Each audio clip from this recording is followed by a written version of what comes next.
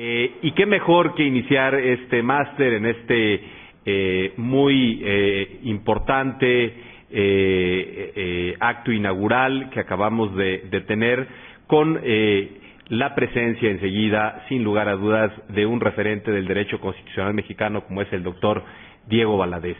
Sin lugar a dudas, el derecho constitucional mexicano también no se entiende sin figuras de la talla, del alcance, de la visión del doctor Diego Valadez, y en ese sentido, para este máster, y también hay que decirlo para el propio Instituto de Investigaciones Jurídicas y para el propio Instituto Iberoamericano, es una referencia contar con el doctor Valadez, porque además, en su modestia y viendo justamente que es un constitucionalista de dimensiones universales, me ha dado una síntesis curricular extremadamente breve que no proyecta la dimensión del jurista ante el que nos encontramos, pero que justamente en respeto a que él mismo me envió esta breve síntesis, diré nada más 2 líneas de su impresionante y destacable currículum vitae. Él es doctor en Derecho justamente por la Universidad Complutense de Madrid.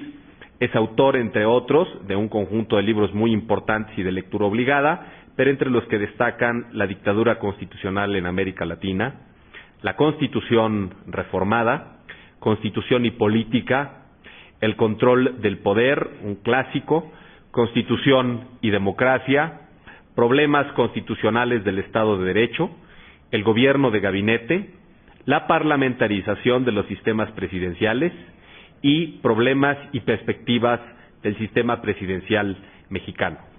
Es miembro del Colegio Nacional, del Colegio de Sinaloa, de la Academia Mexicana de la Lengua y de la Academia Mexicana de Ciencias, de la Academia Nacional de Ciencias Morales y Políticas de Argentina, de la Academia Nacional de Derecho y Ciencias Sociales de Córdoba, y es presidente actual del Instituto Iberoamericano de Derecho Constitucional y vicepresidente de la Sociedad Europea de Cultura. Actualmente se desempeña como investigador y muy destacado de este Instituto de Investigaciones Jurídicas de la UNAM y, por supuesto, es miembro del Sistema Nacional de Investigadores. Querido Diego, gracias por tu presencia, gracias por tu participación. Es un honor inaugurar este máster con tu conferencia magistral de inauguración. Tienes el uso de la palabra. Lo estará bien, muchas gracias. ¿Puedo usar?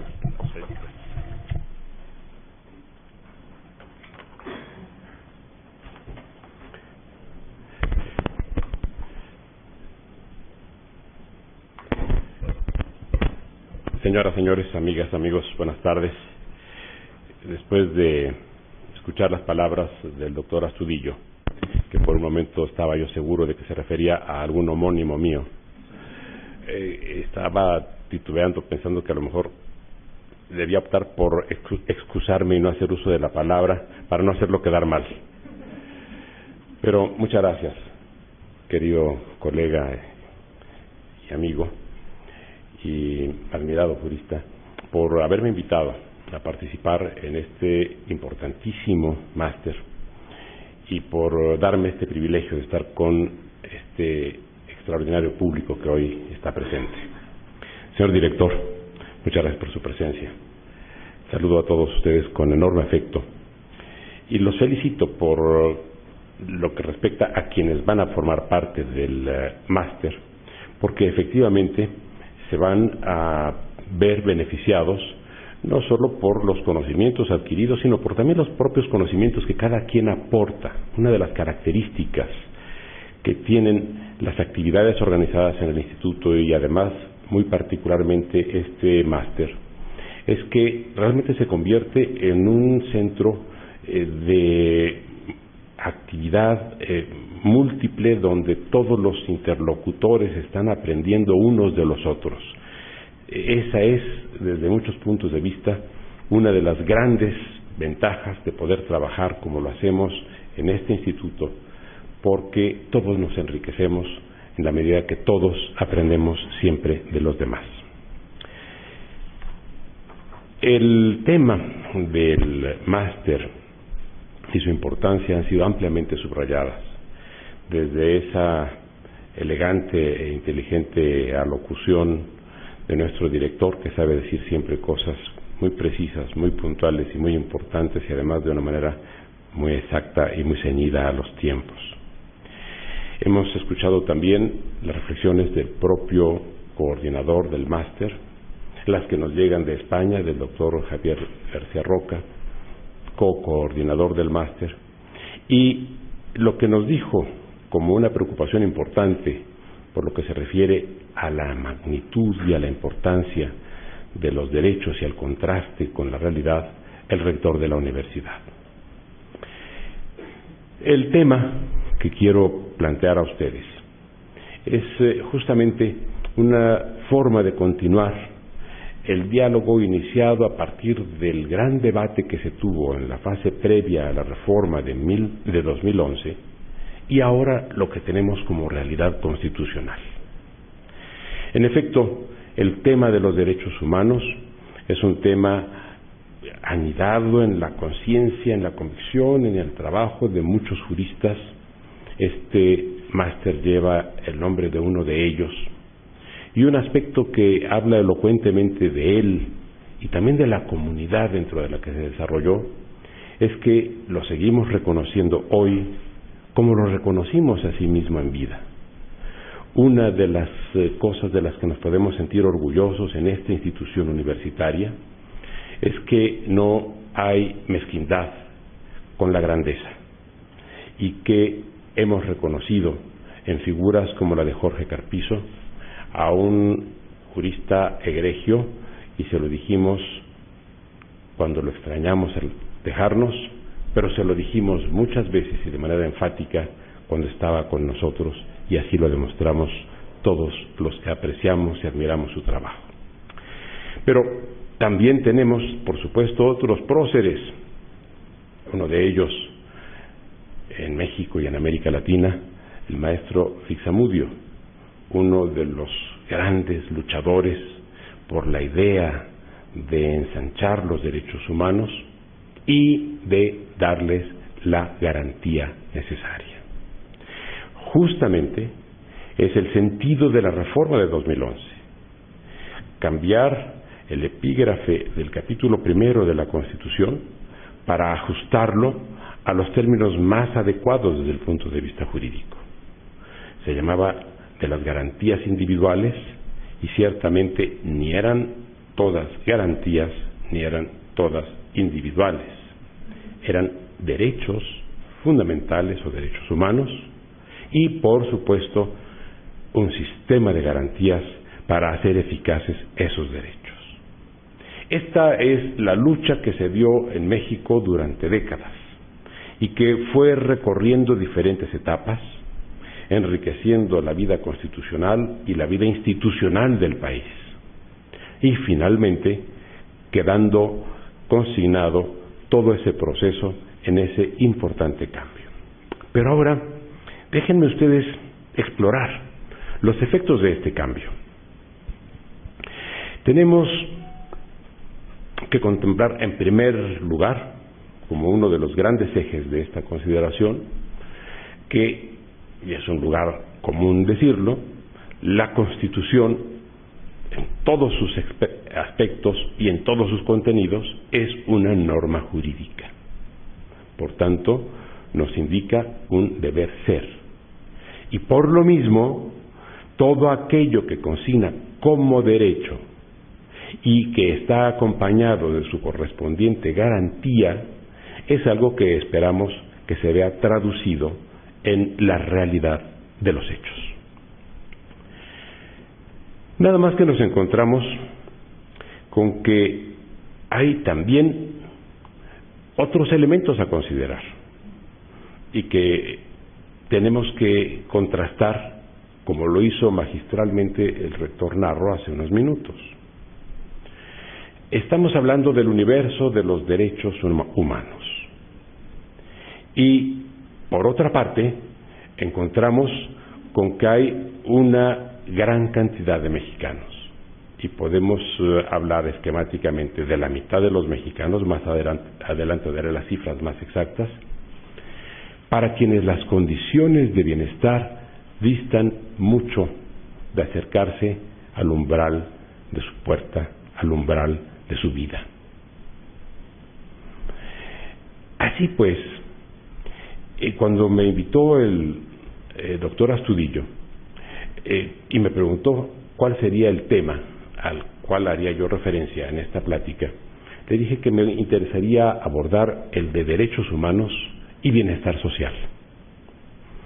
Porque a veces se tiende a considerar que el proceso relativo a la construcción de los derechos humanos y a su garantía está estrictamente referido al ámbito individual de cada persona y que por esa misma razón basta con darle algunos instrumentos o los mayores instrumentos, eso depende de cómo se construyan las instituciones, de garantía para hacer eficaces esos derechos. Y solemos pensar también en un universo de derechos que es con el que, digámoslo muy claramente, estamos más en contacto todos los presentes. Nosotros no tenemos que pensar todos los días en ese derecho que la Constitución consigna en materia de alimentación. Nos alimentamos bien. Ninguno de los que está aquí tiene ninguna preocupación con relación al aprovisionamiento de agua, y tampoco ninguno de los presentes tiene ninguna carencia en materia de salud. Nada más que formamos parte, según datos concretos del Coneval, del 20% de los mexicanos.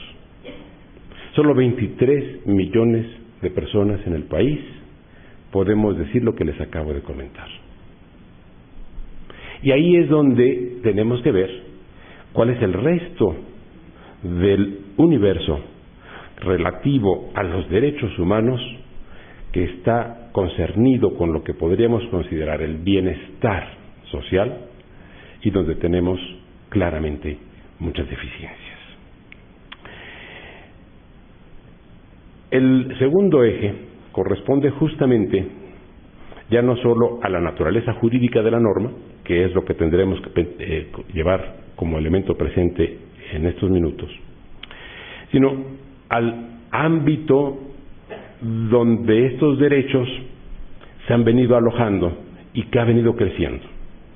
Estamos justamente a 40 años de uno de los cambios más significativos en el proceso constitucional mexicano. Hace 40 años, en el año 74, el artículo 4 de la Constitución, que había estado sin modificación desde 1917, fue trasladado íntegro al artículo 5. El artículo 5 que hoy conocemos, que está muy bien ensamblado, contiene lo relativo a aspectos de trabajo que estaban en el 5 y que procedían del 4. Y se vació o limpió o desocupó, como se le quiera decir, ese numeral para que alojara un nuevo derecho en México, el de la igualdad entre la mujer y del hombre. Y también para que quedara ahí establecido el derecho o los derechos en materia sexual y reproductiva, así no haya sido claramente establecido o sustentado en esos términos. Pero digamos que fue el cambio que inició un artículo que hoy podríamos considerarlo equiparable por sus efectos y por su importancia a lo que en su momento fue el tercero, el 27 y el 123. El artículo 4 de la Constitución es hoy un artículo paradigmático por lo que respecta al crecimiento, al desarrollo, a la forma gráfica de identificar el crecimiento o el enriquecimiento del sistema de derechos fundamentales en México. Pero veamos qué pasa con este artículo 4. Nos presenta una forma de construcción muy equívoca. A lo largo de los años se le han ido introduciendo nuevos elementos y se han utilizado técnicas constructivas diferentes. Y hoy tenemos un artículo 4 que nos presenta un panorama como el siguiente. En primer lugar, derechos claramente identificables así, con su respectiva garantía. y por otro lado, un conjunto de enunciados programáticos que quedan sujetos a un desarrollo muchas veces legislativo, unas veces legislativo y otras veces político. Ahora voy a darles los casos a ustedes.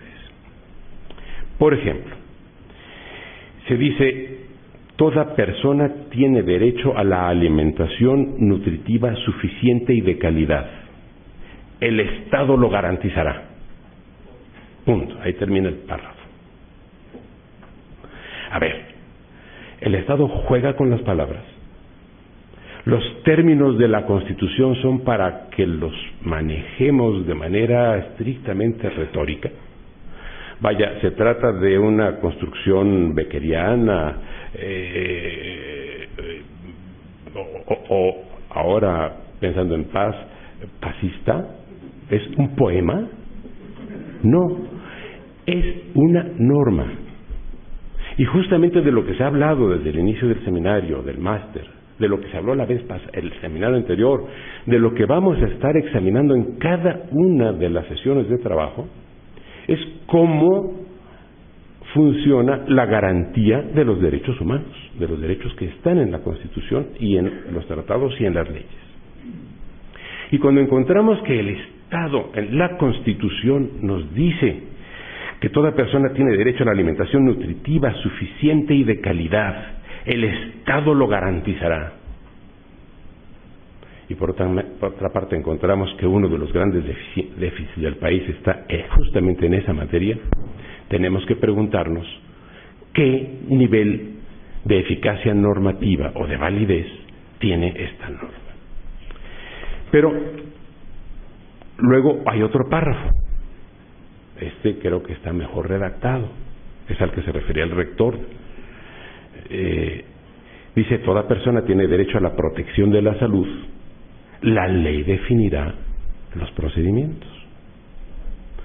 Vemos por lo mismo que hay dos formas de construir la norma. En uno se hizo la reserva a la disposición de ley y se señala que la ley determinará procedimientos inclusive de distribución de la carga de esta obligación de prestación por parte del Estado, y en otro, de la manera más lacónica y enfática, dice que el Estado lo garantizará. ¿Qué es lo que pasa aquí? Que es algo que ya varios de los presentes, particularmente el doctor Fixfierro, el doctor Astudillo, yo mismo y algunos otros colegas aquí presentes, hemos mencionado acerca de las deficiencias en la construcción de la norma constitucional. Este párrafo que leí a ustedes sobre la alimentación simplemente indica que cuando se presentó la iniciativa en la Cámara de Senadores, se consideró que puede ser de muy mal gusto decir que el Estado no garantizaría que los mexicanos comieran bien. Y entonces se prefirió mentir que contradecir, con un pequeño problema. Al quedar en la norma, la sigue, la erosiona y mantiene la erosión de manera permanente. Esas concesiones de corto plazo, hechas en la Asamblea Parlamentaria o Congresual Mexicana, muchas veces sin advertir el impacto que tiene sobre el ordenamiento, producen este tipo de problemas. Veamos otro elemento, otro párrafo del artículo 4. Toda persona tiene derecho a un medio ambiente sano para su desarrollo y bienestar. El Estado garantizará el respeto a este derecho. ¿Dónde está la garantía? Veamos otro elemento. Toda persona tiene derecho al acceso, disposición y saneamiento de agua para consumo personal y doméstico en forma suficiente, salubre, aceptable y asequible. El Estado garantizará este derecho. Otro párrafo del artículo 4. Veamos la otra técnica constructiva. Toda familia tiene derecho a disfrutar de vivienda digna y decorosa. La ley, etcétera, etcétera, determinará, dice además, la forma de alcanzar este objetivo. Fíjense qué diferencia en cuanto a la construcción desde el punto de vista del respeto por las palabras de la ley. Luego nos encontramos el tema de los niños. Los niños y las niñas es el único artículo de nuestra Constitución, por fortuna, que hasta este momento incluye esta distorsión de lo que se llama el lenguaje de género, que de ninguna manera favorece la reivindicación de ningún género, sino nada más confunde, porque parecería que los niños y las niñas tienen derecho y que en todos los demás casos, cuando no se dice la persona, sino se dice los mexicanos o los ciudadanos, se está excluyendo implícitamente a las mexicanas, no implícitamente, explícitamente a las mexicanas o a las ciudadanas. Pero en fin, perdonen esta digresión. Voy al tema. Los niños y las niñas tienen derecho a la satisfacción de sus necesidades de alimentación, salud, educación y sano esparcimiento para su desarrollo integral. Y aquí tenemos un tercer nivel constructivo de la norma. Dice, este principio deberá guiar el diseño, segundo acondicionamiento, de las políticas públicas. Esto ya no es una garantía del Estado, ya no va a la norma de desarrollo, sino que es una orientación para que guíe el diseño de las políticas públicas. Tenemos que preguntar, sí, si es una norma, porque ¿a quién obliga? Obliga a las guías de los diseñadores de las políticas públicas. Bueno, ya sabemos por lo menos que allí hay una forma de cumplir con la norma. Lo que no tenemos, sin embargo, es cómo cumplir con las otras que ya mencioné. Sigo con el artículo 4. El Estado otorgará facilidades a los particulares para que coadyuven al cumplimiento de los derechos de la niñez. Y aquí ya no se dice si es una garantía del Estado, si es un desarrollo normativo o si es una política. Debe entenderse seguramente en este último sentido. Abundo. Toda persona tiene derecho al acceso a la cultura y al disfrute de los bienes y servicios que presta el Estado en la materia, así como al ejercicio de sus derechos, y agrega más adelante que la ley establecerá los mecanismos correspondientes. Y el último ejemplo, también es el último párrafo. Toda persona tiene derecho a la cultura física y a la práctica del deporte. Corresponde al Estado su promoción, fomento y estímulo. Como se ve, hay normas que quedan como esta última, sujetas a legislación y políticas. Hay normas que quedan sujetas solo a legislación o solo a políticas, pero hay normas que están directamente vinculando al Estado, porque hay una garantía expresa que enfáticamente y sin reserva la Constitución establece. Ahora, todo esto se proyecta en la realidad, pero lo que se proyecta en la realidad es la irrealidad de la garantía, la inexistencia de la garantía. Tome dos fechas de referencia de los informes del Consejo Nacional de Evaluación de la Política de Desarrollo Social, del Coneval, 2008 y 2012. El informe correspondiente a 2012 se publicó en 2013, por tanto es el último, el más reciente. Esperaremos al año entrante, o este año se producirá el de 2013. ¿Qué nos dice el informe 2008? Nos dice, leo textualmente, en 2008, 44.2% de la población mexicana era pobre multidimensional. Es decir, había 47.2 millones de personas que tenían carencia en al menos de alguno de los siguientes rubros: educación, responsabilidad del Estado, salud, seguridad social, calidad de vivienda, servicios básicos de vivienda y alimentación, y un ingreso inferior a la línea de bienestar. ¿Qué dijo en 2013 con relación a 2012? O sea, 4 años después, ¿qué había pasado de acuerdo con el Coneval? Dice, en 2012 México tenía 53.3 millones de personas en condición de pobreza, el 45.5. De manera que pasamos del 44.2 al 45.5 y pasamos de 47 millones a 53 millones. Esto, si lo ajustamos a cifras que combinen tasas de mortalidad con tasas de natalidad, nos da lo siguiente. La tasa de natalidad en el periodo se estima en 18.87 personas por millar. La tasa de mortalidad en ese periodo es de 4.9 personas por millar, o sea, 4.9 fallecimientos por millar y 18.87 nacimientos por millar. Traducido esto en cifras, en los 4 años nacieron, grosso modo, redondeando las cifras, 8 millones de personas.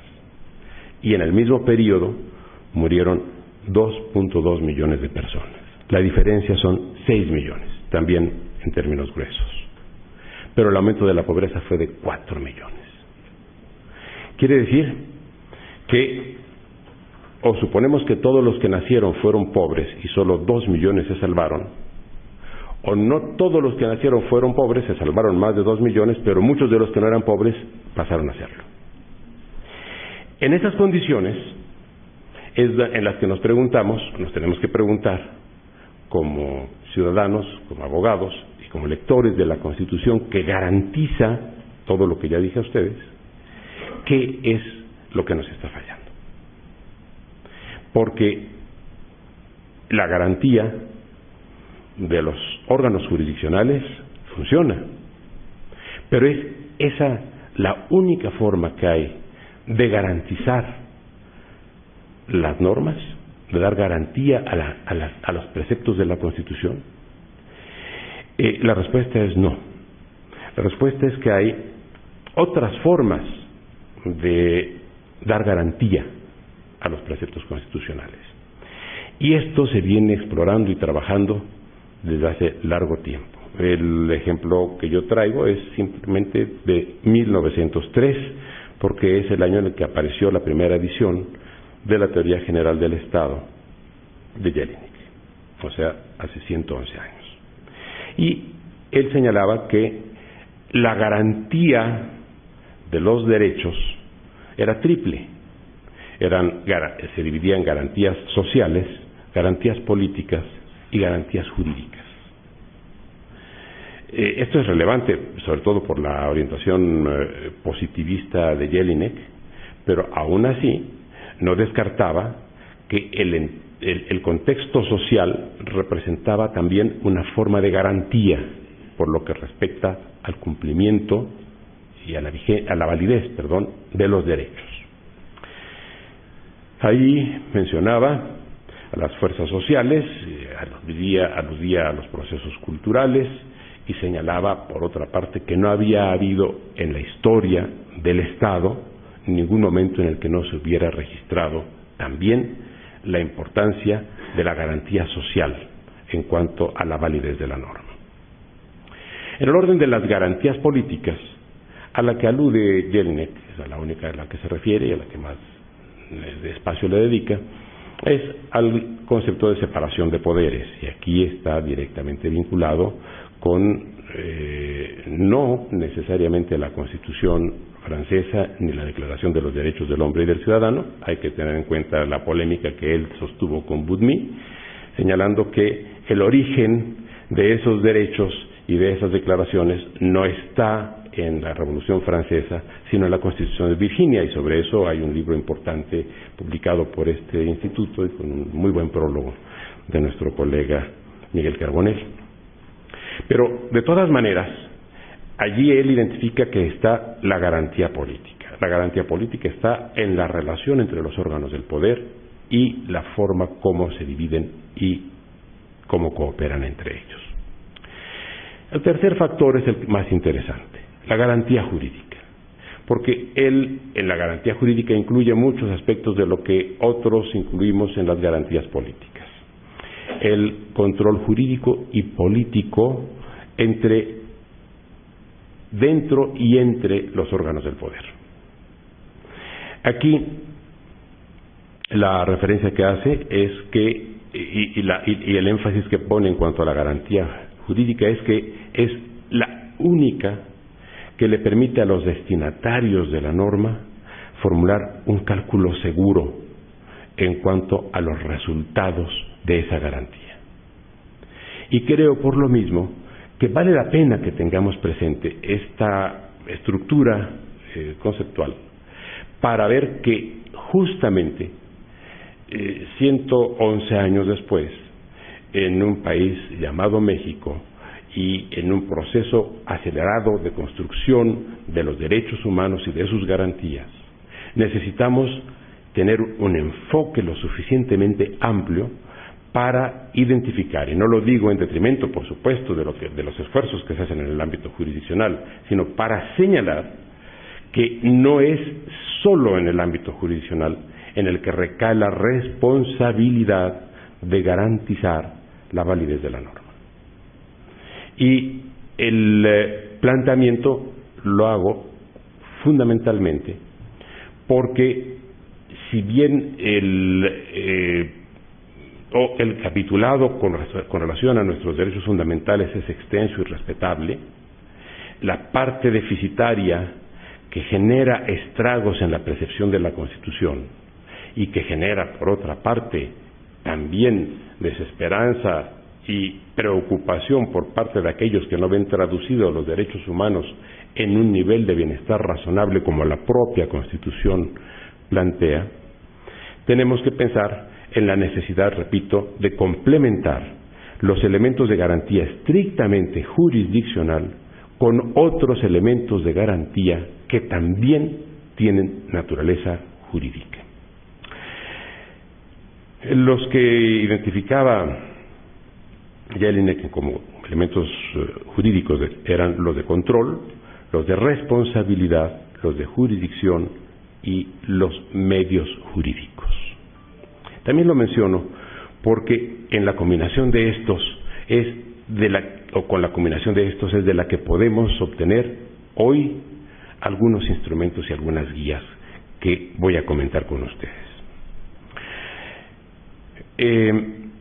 Por lo que respecta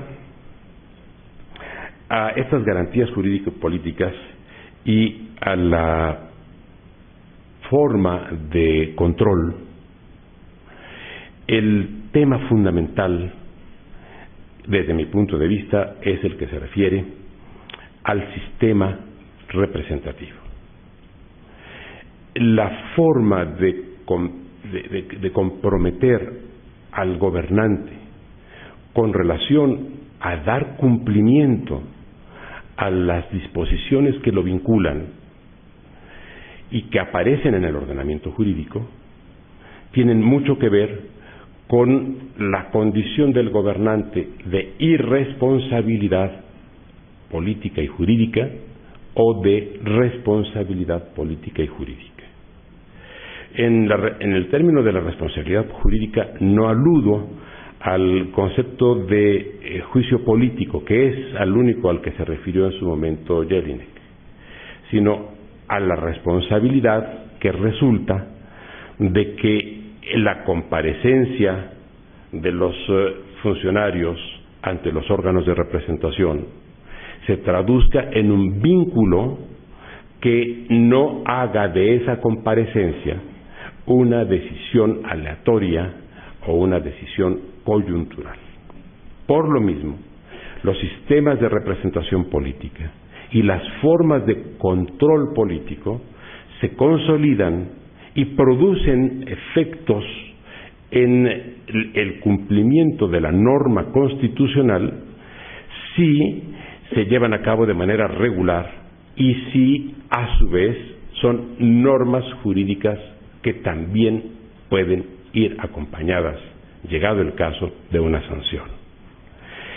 Tenemos en México, por ejemplo, la posibilidad de interpelación y de pregunta, aspectos en los cuales algunos de los presentes, como Luis Mendoza o como Daniel Barceló, han trabajado mucho. Sí, eso es cierto. Lo que no tenemos es el establecimiento de un sistema que haga regular la comparecencia, la presencia de los funcionarios susceptibles de ser preguntados o interpelados y de las consecuencias que tendría el que no se produjeran sus declaraciones con verdad, como la Constitución los obliga a hacerlo. porque también resulta que es una norma que hasta este momento carece de validez en cuanto a que no la hemos hecho positiva, no le hemos dado la aplicación correspondiente.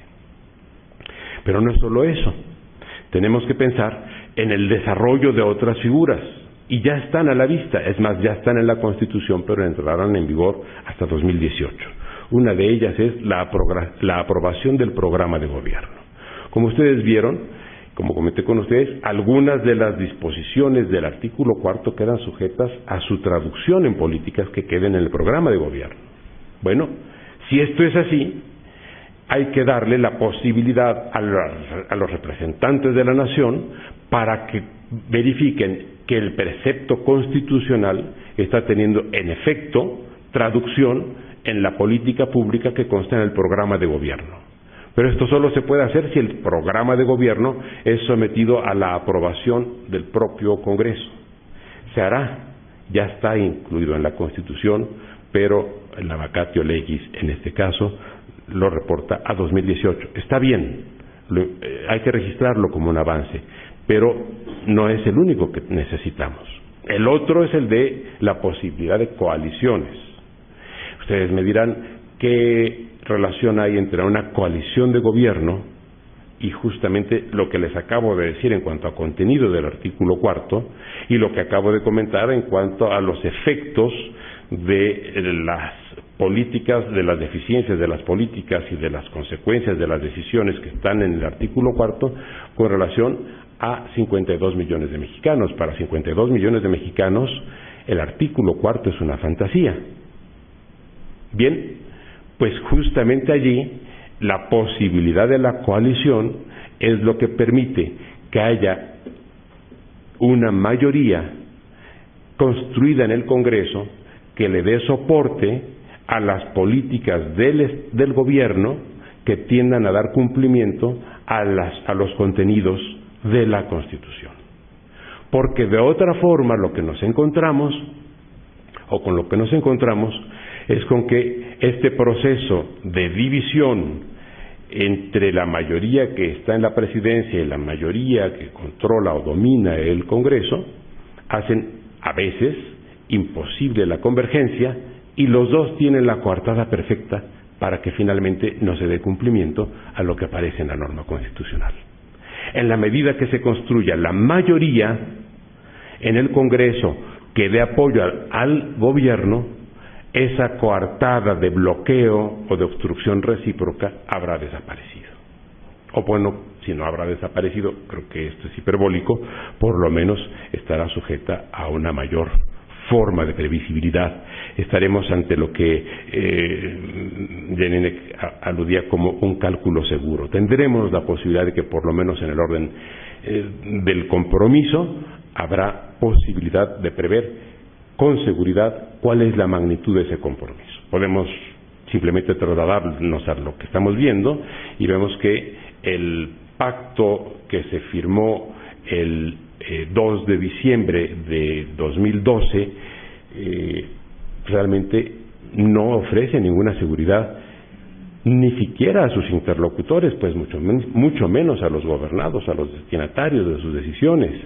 Y hemos escuchado que uno de los protagonistas de ese pacto dijo que el pacto es solamente un enunciado de objetivos, pero que se optará, utilizando un símil que no me pareció muy afortunado, pero ahí está registrado por los medios de comunicación, como una especie de pacto por evento. Bueno, ¿esto representa algún tipo de seguridad en el cálculo hacia el futuro que podemos hacer los gobernantes, los gobernados? Pues no. Y tampoco los propios gobernados. Entonces las posibilidades de una garantía se diluyen porque los fagocita el proceso político. Una vez que se alcance esto, habrá que prever también otras modalidades que complementen el sistema de relación entre los órganos legislativo y de gobierno, como son el voto de confianza. Hasta este momento lo más a lo que hemos alcanzado, a lo que hemos llegado, es a que se prevea que algunos de los miembros del gabinete, el secretario de Hacienda, por ejemplo, el de relaciones, sean sujetos a la ratificación congresual. Pero hay una gran diferencia entre ratificación congresual y confianza. La ratificación es un acto único e irrevocable. No se puede desratificar. La confianza es un acto revocable. Frente a la confianza está su negación, que es la censura, el retiro de la confianza. Y esto es lo que habrá que hacer en la siguiente generación de reformas. Estos son algunos elementos de lo que puede contribuir como garantía política a dar viabilidad a los derechos que ya están en la Constitución y a generar mejores condiciones de bienestar, como complemento, por supuesto, de los muy importantes que se han desarrollado en el ámbito jurisdiccional. Hay otro aspecto que me interesa plantear ante ustedes. Los insumos a partir de los cuales se toman decisiones, esto es, la medida de lo que ocurre en la sociedad, ha avanzado y ha mejorado. Tenemos al INEGI, ya como órgano además de naturaleza constitucional. Tenemos al Coneval, también a partir de hace unos meses, también como órgano constitucional. Pero aún así encontramos que ni están midiendo todo lo que se necesita, ni podemos tener ningún nivel de control acerca de la forma como lo hacen. Yo he dicho con algunos de los presentes, alguna vez lo comenté, que, por ejemplo, estadísticamente no existo, igual que mi esposa, tampoco existe. Y lo he demostrado. A mi casa nunca llegaron los representantes del INEGI, y es la primera vez en los seis censos que me han tocado, es la primera vez que el censo me ignora. No está la calcomanía en mi casa y en varias de mi propia manzana. ¿Ante quién es responsable el INEGI por esas omisiones? ¿Ante quién yo, ciudadano, puedo recurrir para decir, me han ignorado? ¿Y a cuántos habrán ignorado? Bueno, necesitamos que haya controles sobre los órganos que la Constitución ha declarado incontrolables. Pero necesitamos además medir otros aspectos. Uno, justamente al que me estoy refiriendo. No tenemos técnicas ni instrumentos para la medición del impacto legislativo o del impacto normativo. De manera que construimos normas, a veces las hemos derogado sin haberlas aplicado. Nos ha pasado con varias reformas. Luego modificamos instituciones, ahí están el IFE y el INE, y nunca hemos hecho estudios de medición en cuanto a impacto normativo, para ver si teníamos que cambiar esas instituciones y en qué sentido. Esto es, los instrumentos empíricos de conocimiento que están a la mano, tecnológicamente hablando, de la sociedad, de una sociedad compleja como la nuestra, no están siendo utilizados. Y por otra parte, hay otros elementos de medición. Algunos han tenido hasta una deriva que nos puede parecer graciosa porque no somos venezolanos, pero si fuéramos venezolanos nos parecería terrible esto que salió de que iban a medir la felicidad, pero no en términos técnicos. La felicidad se puede medir técnicamente, lo están haciendo los ingleses y lo han propuesto personas tan serias como Stiglitz o como Krugman. Sí hay elementos de medición de lo que podemos llamar felicidad, que por otra parte es una expresión que está desde el origen del constitucionalismo, pero llamémosle de cualquier otra manera, llamémosle simplemente bienestar. No tenemos todavía desarrollados los niveles de estudios de bienestar, que no se refieren solamente, como lo están haciendo los ingleses, a si se tiene servicios de salud o servicios educativos o servicios de transportación. No, están midiendo hasta cosas tan importantes como cuál es la perspectiva que cada persona tiene con relación a su propio futuro. Si preguntáramos cuál es la idea de su futuro a la mayor parte o a una buena parte No lo sé, lo que yo diga puede ser tan verdadero o tan falso como como si dijera lo contrario, pero si lo preguntamos a los jóvenes mexicanos, ¿cuál es el nivel de ilusiones y de expectativas para el futuro? Bueno, tendríamos un buen nivel para saber cómo está su estado de felicidad, si están pensando en un futuro promisorio o están pensando en un futuro de preocupación y de frustración. Estoy señalando solo un ejemplo, pero estos elementos tenemos que proceder a medirlos. Y para esto, creo que valdría la pena que en algún momento, desde luego una idea disparatada, se pensara en que tuviéramos otra forma de representación en el país. Tenemos la representación política, habría que construir la representación social. Esto ya se planteó hace muchos años y existe en otros países a manera de consejos económicos y sociales.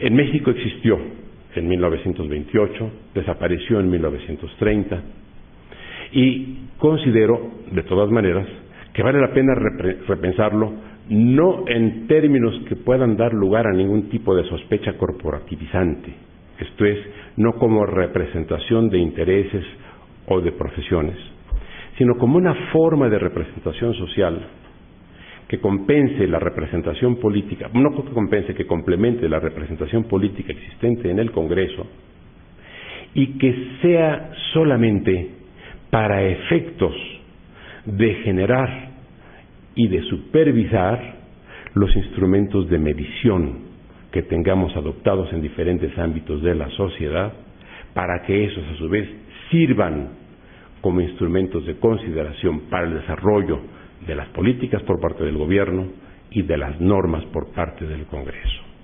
Pero necesitamos que alguien certifique y dé constancia de que la naturaleza de la información estadística del país está bien hecha.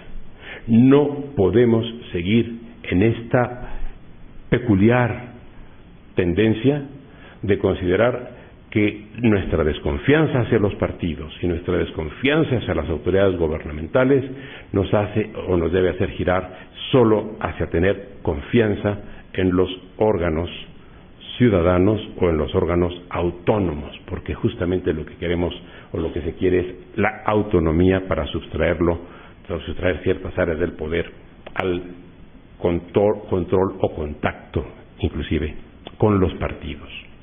A tal punto llegamos en este problema de exclusión de los partidos que ahora que hemos construido esta reforma de 2011, hablo en plural, como mexicanos todos nos sentimos involucrados, y al señalarse la proscripción categórica en el artículo 1 de cualquier forma de discriminación, en el artículo 26, un año después, en el artículo 26 se puso como requisito para ser miembro del Consejo Nacional de Evaluación, comillas, no pertenecer a algún partido político. No quiere decir, como se planteaba en otros momentos, que no se tuviera militancia de partido en el momento de ser designado, sino no pertenecer. Y lo curioso es que cómo podemos saber que no pertenecen los prospectos para integrar el Coneval a un partido político. Pues solamente preguntándoselos. Y si se los preguntamos, yo me pregunto, ¿tenemos derecho? O sea, hay el derecho de preguntarle a un ciudadano, oiga, ¿es usted miembro de un partido político? Porque si lo es, ¿está usted excluido? O sea, no es que sea inconstitucional el artículo 26 que establece este disparate, está en el mismo nivel de la Constitución y todo en la Constitución es constitucional. Lo que está haciendo la Constitución es establecer excepciones a sus propios principios generales, pero fíjense qué excepción por militancia en un partido. O sea, estamos trasladando el desafecto y el desprestigio de los partidos a la Constitución, nada menos que eso. Pero lo que yo quiero subrayar solamente es que sin hacer el juego a ese proceso, vale la pena que pensemos en formas de construcción de representación que están latentes y que están vigentes y que son continuamente demandadas por la sociedad. Y concluyo, el doctor Astudillo generosamente me dijo que me daba 40 minutos, pero que me podía exceder 10, y estoy a punto de llegar a ese exceso. Concluyo con otro aspecto que vale la pena también tener presente. Se ha construido una muy inteligente forma de defensa de la Constitución, que arrancó con el juicio de amparo, pero que se ha complementado con formas tan dinámicas y tan creativas y de las que hemos obtenido mucho provecho institucional, como son las controversias y las acciones de inconstitucionalidad. Lo que habría que pensar es si en la lógica de la Constitución, particularmente en la lógica del artículo 35 y en la lógica de la garantía de nuestros derechos fundamentales, no estamos acercándonos ya al momento en el que también se reconozca la legitimidad de los ciudadanos para promover acciones de inconstitucionalidad. Encontramos ya varios ejemplos en la legislación comparada de la acción pública, y considero que esa acción pública nos daría, con las modalidades que se quisieran prever, en Colombia, por ejemplo, tienen un buen sistema en cuanto a la acción pública, de un instrumento para que hagamos posible lo que resulta más importante en la vida de una comunidad, que no es solamente que las autoridades cumplan con el derecho, sino que los ciudadanos se los hagamos cumplir. Les agradezco mucho su paciencia.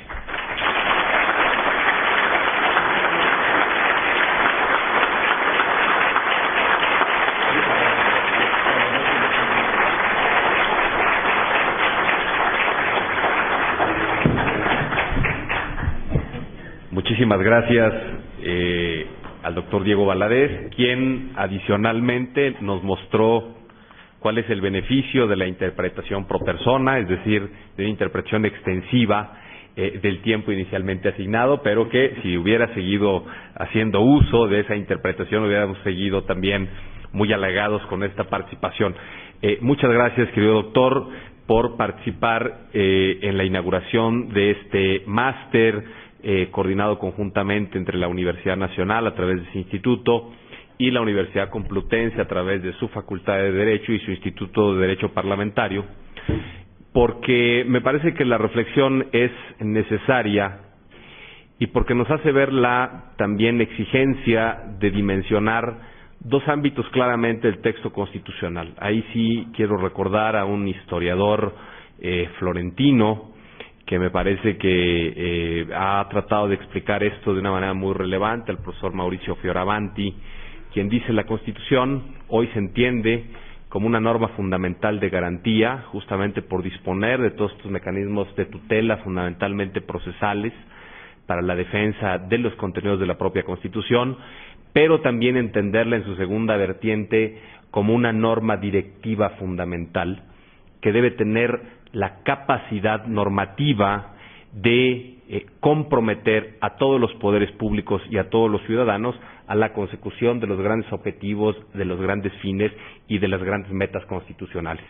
Y si advertimos que uno de estos grandes fines o metas constitucionales de la Constitución de 1917, que es justamente el bienestar social, es una meta que lamentablemente no hemos alcanzado, quiere decir justamente que esta vertiente, que esta cualidad de la Constitución no ha tenido todavía el impacto que debería. Es decir, la Constitución mexicana justamente hoy tiene esa falencia de no ser completamente una norma directiva fundamental, porque justamente no tiene los elementos para comprometer a esos poderes públicos en la satisfacción de estas necesidades fundamentales que derivan de derechos fundamentales como los que aquí ya se han referido. Cuestiones de salud, cuestiones de educación, cuestiones de vivienda, cuestiones de medio ambiente. En consecuencia, me parece que estamos también ante un momento muy importante, porque detrás de cada constitución, lo sabemos, y detrás de cada cambio constitucional hay un principio de esperanza. Me parece que algunos países de América Latina han entendido adecuadamente esta idea y nosotros tal vez no estemos ante la inminente sustitución de la Constitución, pero sí me parece que estamos en el contexto, faltan 3 años para el centenario de la Constitución, de justamente plantearnos este tema de manera seria, de manera profunda y de manera contundente. Es decir, lamentablemente, de acuerdo a las cifras que nos da el doctor Valadez, vamos a llegar al centenario de la Constitución, pues con más pobres, sin lugar a dudas, y siendo cada vez más evidente que este gran fin constitucional de 1917, a 100 años de distancia, no es todavía un hecho que podamos palpar y que hay una gran distancia entre justamente la proclamación constitucional y la realidad constitucional, de tal suerte que si queremos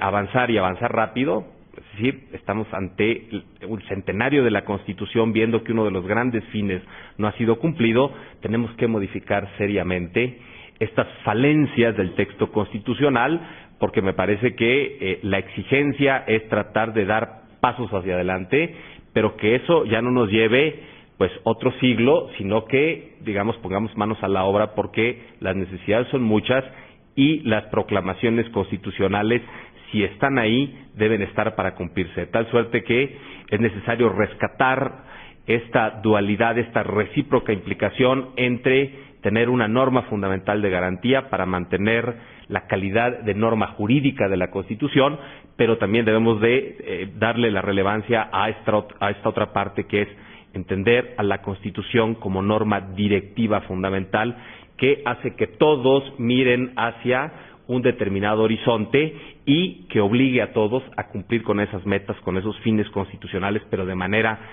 inminente. De tal suerte que la reflexión es muy importante, me parece que nos ha dejado un grato sabor de boca para iniciar este máster. Y para quienes están formalmente inscritos, les anuncio que seguiremos con la clase el próximo martes 8 de abril. Como siempre, a las 5 de la tarde inicia un nuevo módulo de este máster. Y para quienes no están formalmente, también decirles gracias por su participación, y el máster, cuando tenga conferencias magistrales, serán conferencias, ahí sí, abiertas a todo el público, y nos va a dar mucho gusto, mucha satisfacción que nos acompañen siempre en este Instituto de Investigaciones Jurídicas. Muchas gracias y buenas noches.